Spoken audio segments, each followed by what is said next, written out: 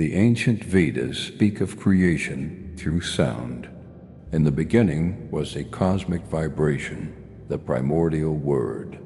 This sound shaped the universe, weaving stars and life. Mantras, sacred chants carry this divine energy. Each syllable echoes the rhythm of existence.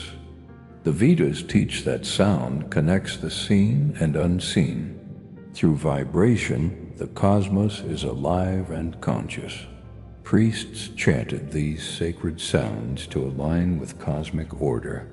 Creation is not just a moment, but a constant unfolding. The sound holds power to heal, transform, and awaken. In every chant, the universe sings its eternal song. The Vedas invite us to listen and join in the cosmic dance.